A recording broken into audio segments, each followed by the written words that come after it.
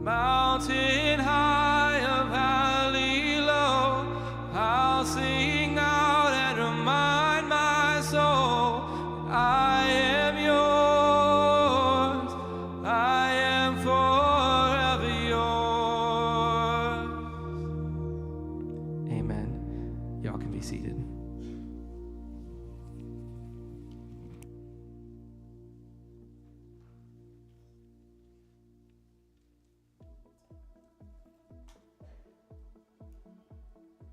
Good morning and welcome to The Gathering. My name is Carly and I'll be your host today. If you're joining us online for the first time, we're so glad you're here. Make sure you comment down below with your name and email so we can say thanks for watching. If you're in-house and joining us for the first time, make sure you stop by the table out in the lobby that says new here. We have a free gift just for you. For everyone who fills out an orange card out in the lobby or comments watching online for the first time, we're going to be donating a $5 gift card towards foster children's birthdays at Miracle Hill.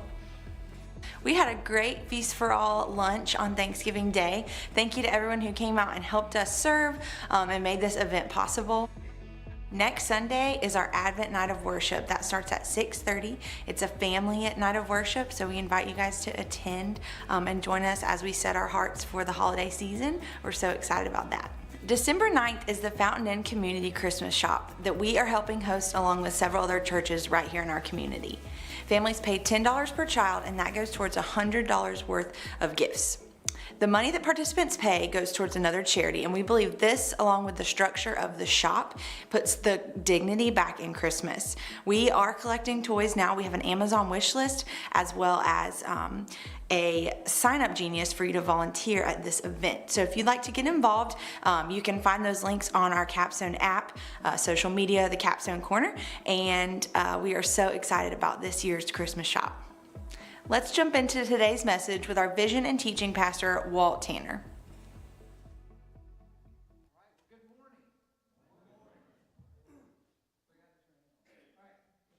Good morning. All right, I got to start with saying Carly did not come to work this week. She just had a baby a week and a half ago, but the beauty of technology, she filmed that a couple weeks ago.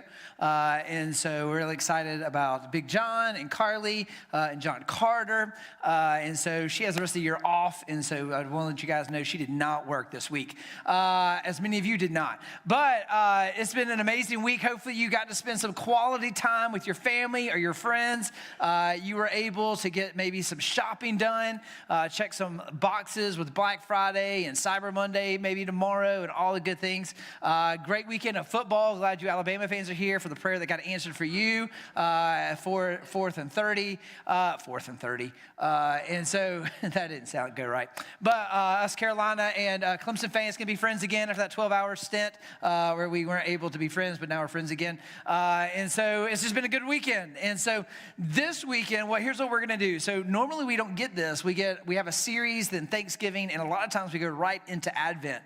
But we have a week in between Thanksgiving and Advent, which is why we haven't decorated. Normally we don't decorate until Advent, the start.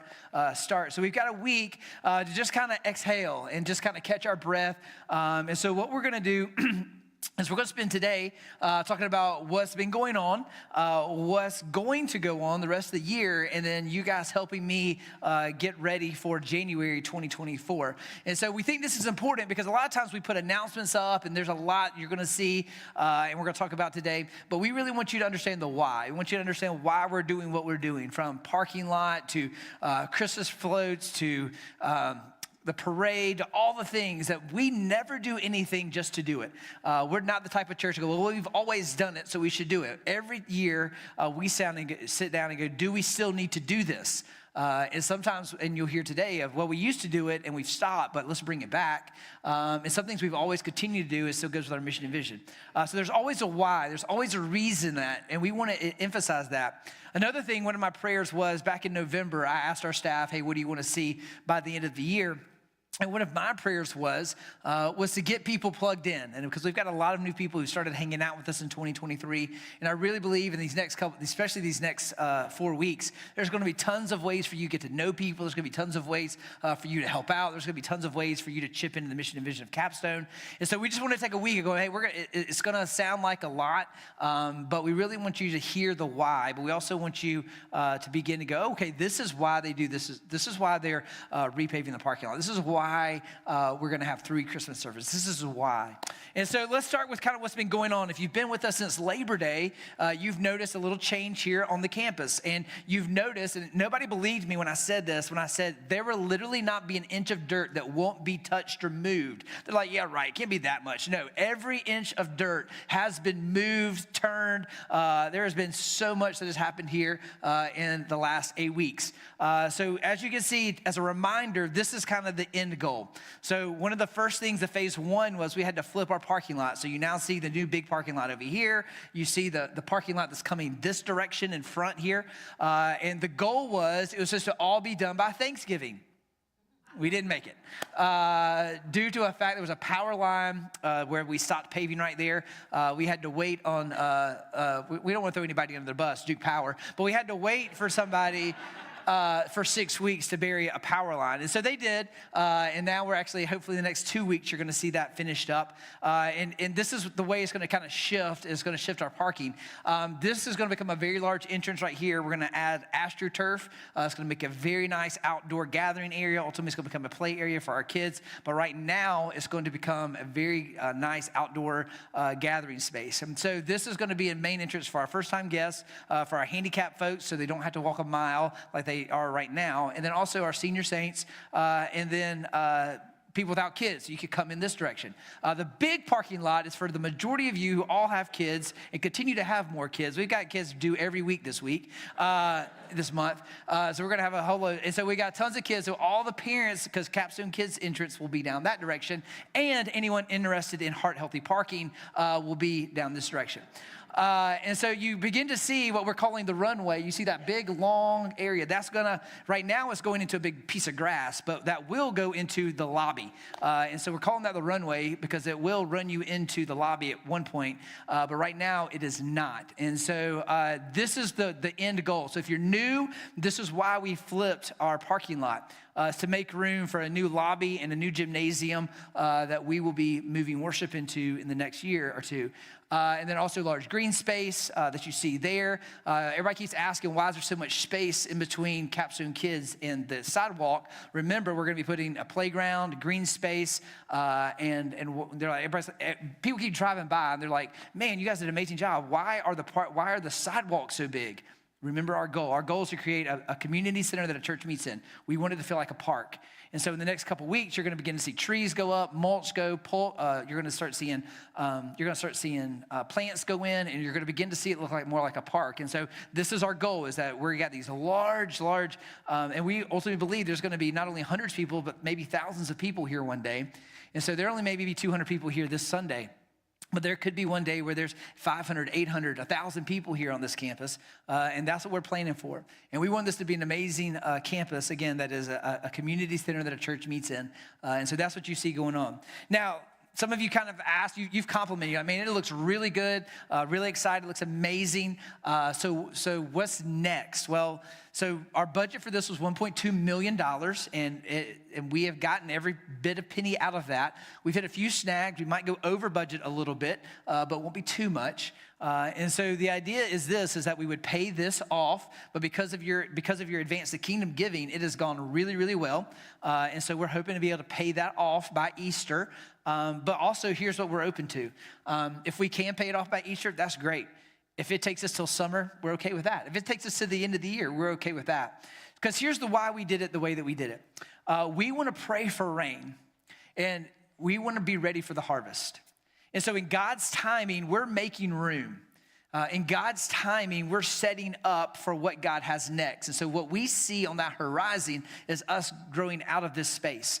We really don't want to do 3 services. We really don't want to do 4 services. So the idea of that we want to be ready. And that God, you guys may give, or somebody might win the lottery, which, by the way, we're one of those churches. We will take your tithe off any lottery money that you may win. if you give a scratch off to somebody for Christmas. And so as that works, we're good with it. We're good with God's timing.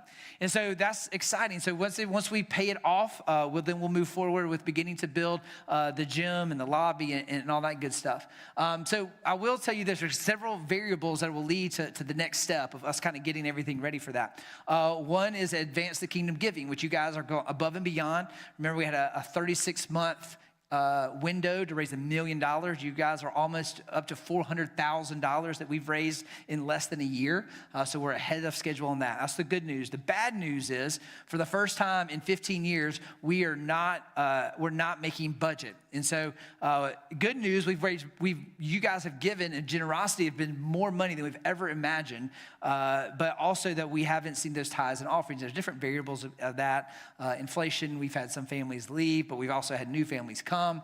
And so here's what we want you to hear. If you're new to Capstone, we would ask that you would consider, if you're not tithing, that you would maybe begin tithing. Or if you're not tithing, you've been a part of our family, that you would do that we would end the year strong. Because here's what we've done. We've built in the mortgage for this building into our budget. And so that's the green light, that when we're able to make that payment, then we will start. We're not going to go, hey, we're going to build something and God's going to provide the money. We don't want to operate that way. So there's a fine line between faith and stupidity, and we want to walk that line really close. And so right now, we're not able to make that mortgage payment. So even if we could get the green light and we had the drawings ready, we would say, no, it's not until we're ready that we meet budget and we're ready to do that we're going to move forward on that. And so before we ever build anything, we will be ready to pay that mortgage in pocket, ready to go. So that's one thing. So it depends on how our end of the year giving and what 2024 giving looks like. Also, it's going to be interest rates. With a $3 million loan and interest rates where the highest they've been in the last 5 or 6, 7 years, right now it would be smart. And so we're going to have to continue to watch where interest rates are. Also economic things, what's happening with the economics and where things are going. The last thing is our growth. So like I said, we're praying for our congregation and our family to grow. And we've had July, August, September, October, and November probably as well. The last 5 months, every month, we've hit an average record that we've never hit in the last 15 years. And so we are continuing to grow. So you guys are inviting people. We've got people who are moving to Fountain Inn by the busloads that we know within 3 miles of this address, there are over 10,000 people who don't know Jesus. So we're praying for the harvest. And so, man, we're seeing our trajectory of people is going up pretty quickly. And so we're going to see what happens in 2024. If we continue to see giving go up and we continue to see people going up, man, that's going to be able to fast track. But you know what? If it doesn't, we're okay with that. We're ready. We want to be ready when God puts that opportunity in front of us, that we're going to move forward in that. And so as we talk about moving forward, let's talk about kind of where we're going now. So that's kind of all that'll be done by Christmas. Cross your fingers that we get a beautiful AstroTurf for Christmas Eve. He said it would be the week after, but we believe in a God that can provide AstroTurf before Christmas Eve. So right now it's a big mound of rocks, but one day, and hopefully in the next few weeks, it'll be AstroTurf. And so new lights, by the way, we're gonna have lighting. If you've been past here at night, it's very dark. We're waiting on Duke Power again. Hopefully those are going to be done soon. So as we move forward, we'll continue to look at what's going on next. So as we finish the year, let's look at what's coming. So first is Advent starts next Sunday, and I'm really excited about this new series called Make Room. So Make Room is our Advent series, and it's what we're calling these next 4 Sundays. And so we'll talk more about Advent next week. If you didn't grow up going to Advent or knowing what Advent is, we'll talk about that. But Make Room is a continuation of the Ruthless Elimination Hurry. So a lot of you guys, man, that was such a good series. I'd love to talk more about that. And so the idea of Make Room is, how do we make room for Jesus in this crazy season? So we're going to look at we're going to look at the characters of the Christmas story, Mary, Joseph, the shepherds, and the innkeeper, and go, man, Mary had a plan, but she had to make room for Jesus. That Joseph had a plan for his future to live basically a normal, non-eventful life. And then his future changed as he made room for Jesus. The shepherds had a schedule that night. And it was predictable. It wasn't overcrowded, but they knew what they were supposed to be doing. And it changed when they made room to go visit baby Jesus. And then on Christmas Eve, we'll do In the Inn, and the idea of the innkeeper who made room for Mary and Joseph and baby Jesus. And so we're going to be talking about how do we make room for Jesus, not the idea that we just hide in our houses this Christmas and read our Bibles, but we make room, and the parties that we go to and the gift exchanges that we go to and the invitations that we make is the idea that Jesus is the center of all of that. Because we said the ruthless elimination of hurry is not adding more time or even managing our time better. It's the idea that we get more Jesus. And as we get more Jesus, then that allows our time to be more intentional. It allows us to take these times and these breaks and these Sabbaths and these times of silence and solitude in the idea of that we keep him at the center of the season. And so we'll be starting that next week, and so we're really excited about what that looks like. We're also going to have our night of worship.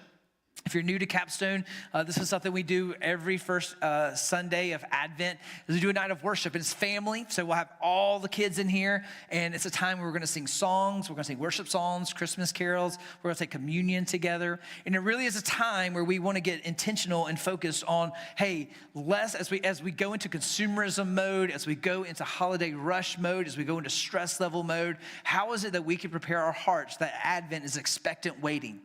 And so next Sunday night at 6:30, be here. I realize that we're only going to have one service, and hopefully everybody will fit in here.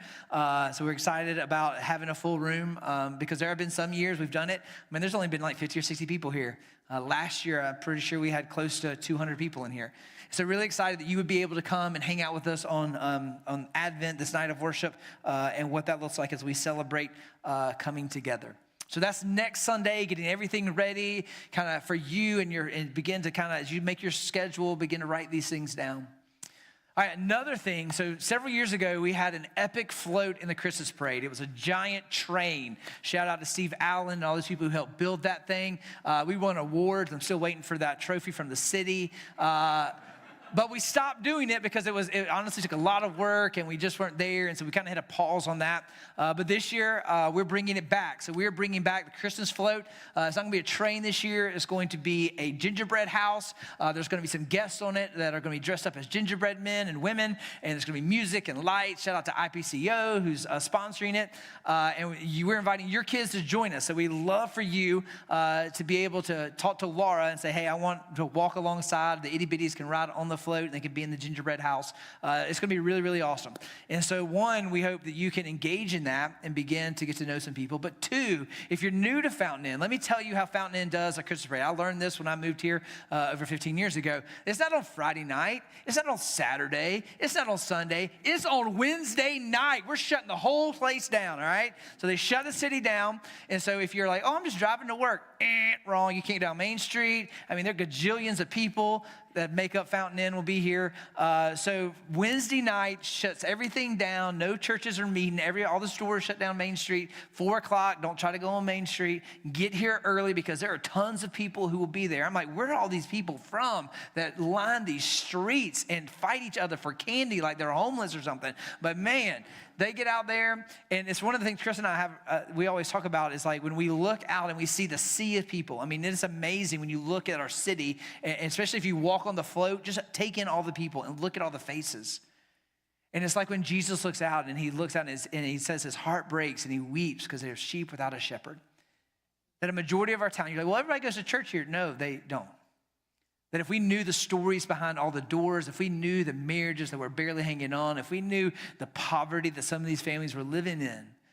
And so when we're out there, I pray that we would pray for those people that were walking by, that we would see that this is our mission field and the begin of going, man, even though we're on a Christmas float, it's the idea that we're going to invite people. And so this may be an opportunity to, you're sitting beside somebody at the parade or be able to invite them to Christmas Eve or to a kids event we're about to talk about. But the idea that Christmas parade isn't just for you to go and cheer, and that's a good thing, but how do you see it as a missionary where you work, learn, live, and play? As a missionary where we live looking out, and whether it's here or Lawrence or Greenville or Simpsonville, that you would look out just as Jesus looked out, and his heart would break for there's so many people who do not know him and who are lost. All right, so speaking of, we got Capstone Kids, and then there's also the Capstone Kids Gingerbread Bash. So this is for for all of our Capstone Kids, from infant all the way up, and this is for families. So the idea is we'll set up tables in here, and there's going to be music, and there's going to be events, and there's going to be crafts, there's going to be all kinds of stuff. And this is an opportunity for your family to come and spend time together, but also to invite neighbors. to invite teammates, to invite people going, hey, we're having a thing at church. I'd love for you to come to the gingerbread bash. Well, we don't go to church. Well, this would be a great time for you to get to know my church or find out where it is or a place where you can begin to say, hey, as a missionary, how can I build a bridge? And this is one of those events you can do that.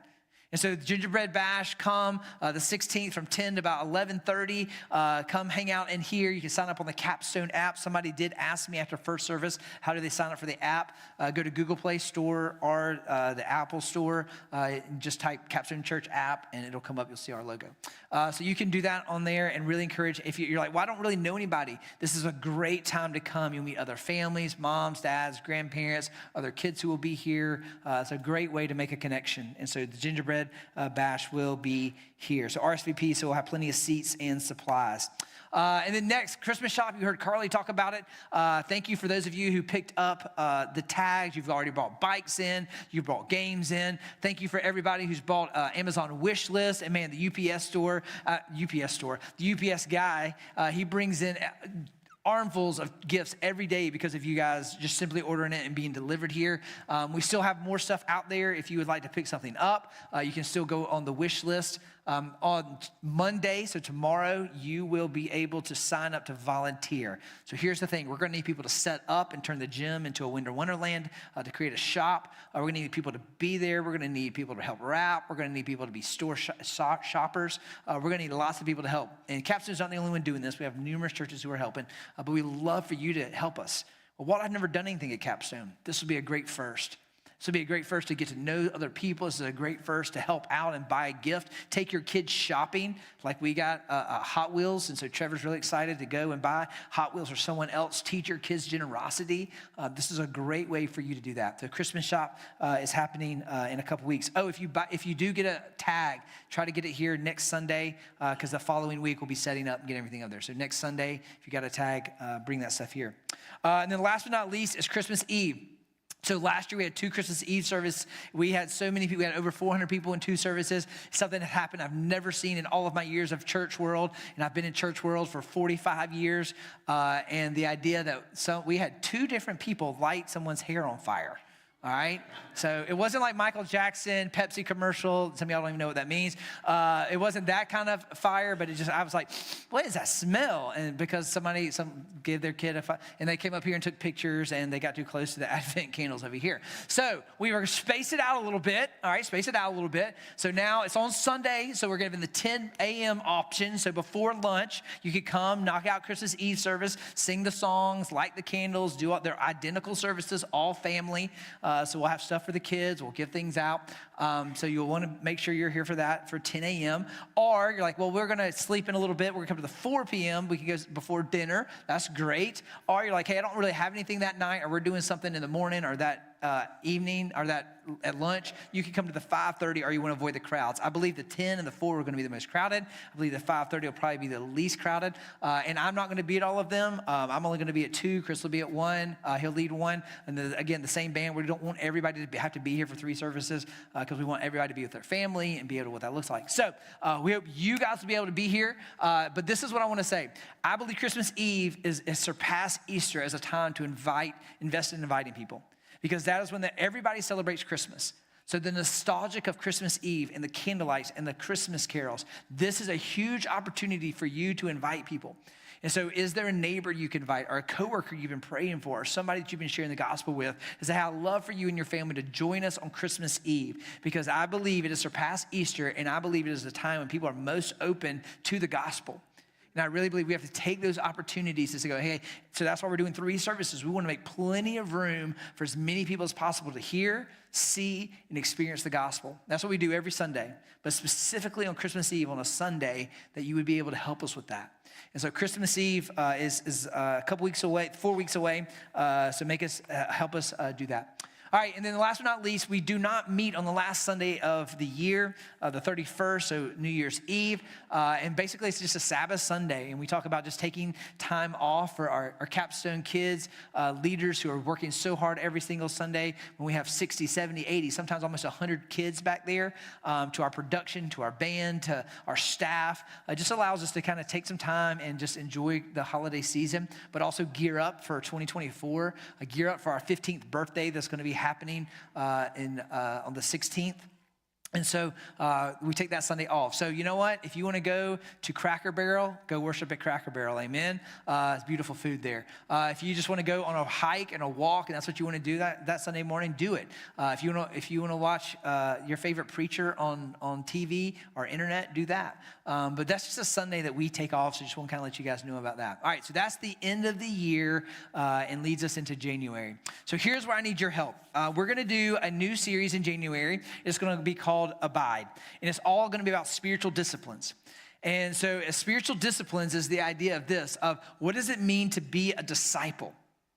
What are the pieces of being a disciple? And so we're going to look at John 15, verses 1 through 9. If you've been to Captain Discovery, you heard me talk about these verses. And it's the verses that that are model our discipleship targets. And we're going to talk about those in a second. And so let's read John 15, and you're going to see where this all ties into you helping us. So this is what it says, John 15, verse 1. This is Jesus talking. He says, I am the vine, I am the true vine, and my Father is the vine dresser. Every branch in me that does not bear fruit, he takes away. And every branch that does not bear fruit, he prunes that it may bear more fruit. Already you are clean because of the word that I have spoken to you. Abide in me and I in you, as the branch cannot bear fruit by itself, unless it abides in the vine. Neither can you unless you abide in me. I am the vine, you are the branches. Whoever abides in me and I in him, he is that who bears much fruit. For apart from me, you can do nothing. If anyone does not abide in me, he is thrown away like a branch and withers, and the branches are gathered and thrown into the fire and burned. If you abide in me and my words in you, whatever you ask, it will be given or done for you. By this my Father is glorified, that you bear much fruit. So here, how do I know I'm a disciple? When you bear much fruit, and so prove, be my disciple. As the Father has loved me, so I have loved you. Abide in my love. So when we talk about that word abide, you can go back and study. How many times does he mention that word abide? What does abide mean? It basically means be connected. And so in January, I could spend a whole month. We're gonna spend 3 weeks on these verses and talk about what it means to abide. So we a long time ago, we came up with these targets of how are you doing as a disciple? So ask that question, a rhetorical question. How are you doing at being a disciple? How are you bearing much fruit? Because that's what he says. He says, when you bear much fruit, you prove to be my disciple. So what does that fruit look like? How do you know if you're actually being a good disciple? So we came up with a definition of a disciple as someone who's pursuing Christ, abiding, and making decisions differently because of Christ, bearing fruit. Someone who's pursuing Christ and making decisions differently because of Christ. If this is your only decision you make differently because of Jesus, you're not a Christ follower, you are a church goer. All right?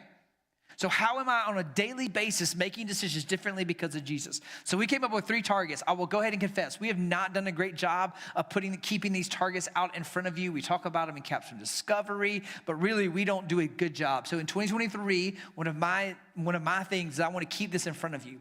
So we have 3 targets: up, my relationship with the Father; in, my relationship with Gospel Community Church; and out, my relationship with those who don't know Jesus. So the way we talk about that is growing in Christ, up, living as a family, as church, and sharing the gospel. So those are our 3 targets. How am I growing in Christ? How am I living as a family? And how am I sharing the gospel? Jesus models all of that. And we're going to talk about that in January. So here's what I want you guys to do. I need your help because I need to know, what do we need to work on? What is it that our Capstone family, like, we're doing great at growing in Christ? Like, we're reading the Bible, we're praying, we're tithing, we're doing the stuff we need to do, but we're not really doing it, equipping you to share the gospel, or being your family on mission, or getting you plugged into community groups. So here's what we're gonna do. We're gonna do a survey. We have never done this, and so we're gonna do this now. We're gonna do a survey. So there's gonna be 2 ways. There's gonna be a digital way where you're gonna scan this up here. So go ahead and take your phones out. Literally want you to do this right now, and I'm going to walk you through it. And so go ahead and take your phone out and scan that. It's going to take you to the survey. If you're like, I don't like technology, I want a paper version, we have that as well. And I believe Miss Ashley's right there. and if you raise your hand, she will bring you a version that you don't need to use your phone. Anyone not want to use their phone? No, everybody, oh, okay. Man, first service must be the more technologically not savvy because we had about 15 people. All right, so if you don't want to do it on the phone, Ashley will bring you one and you can do it on there. All right, so go ahead, scan, and it should take you to a page that looks like this on your phone. All right, so this is the Capstone Discipleship Assessment.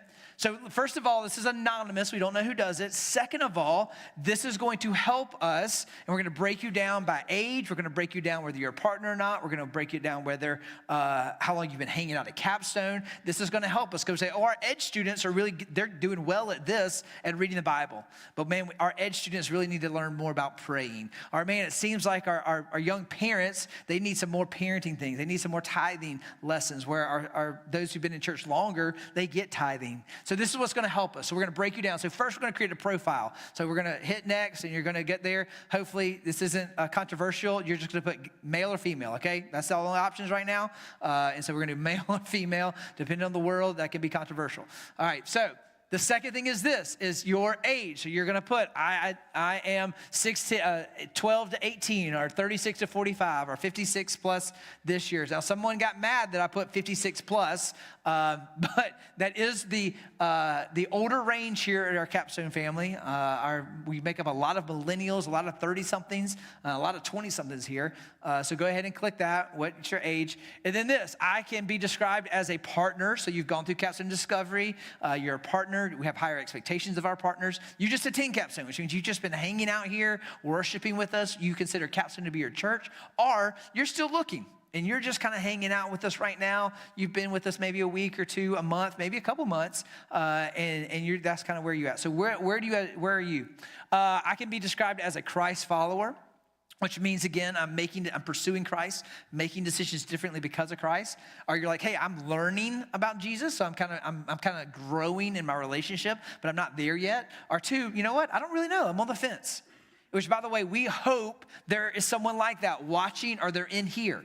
Because we never want to assume it's just made up of the 99. We hope there is someone here asking questions. We want this to be a safe place for someone to come who's seeking and searching. So please don't feel guilty. Go, you know what? I don't really identify as a Christ follower yet. And that we want to know that. All right, what else? Do you consider yourself a disciple? So a disciple, someone who's pursuing Christ and making decisions differently for Christ. Yes, no, or not sure. Again, these are really easy. This isn't going to take as long. How long you been a part of? How did you find out about Capstone? A friend, a website, driving by, or other. We're amazed at how many people come here because they go to a Capstone website. They go to Google us, or social media because you guys share something. You like something. You mention us in a comment. How many people come to Capstone by doing that? But let us know how you came to Capstone, and then how long you've been hanging out with Capstone. We really want to know how long. We believe there's a lot of people who are less than a year, and a lot of people since about 3 years on. We have almost doubled since COVID. We were over 300. COVID happened. We went down to about 150. Since then, we're back up to about 350. So there's a lot of new people here at Capstone. And so what does that look like? And so let us know how long you've been there. Are you an OG? You've been here 10 years. You're part of the OG crew. All right, attend another Capstone before another church before Capstone. Here's the reason we're asking that. We hope that we're reaching people who didn't go to church before, that we introduce them to Jesus, that they are a part of Capstone because of that. Honestly, we don't want a lot of just church swapping. That we understand you're looking for a church home. That's important. But we also want to be reaching the 10,000 people who don't know the Lord and are not a part of church. And so we just would love to see what that makeup is.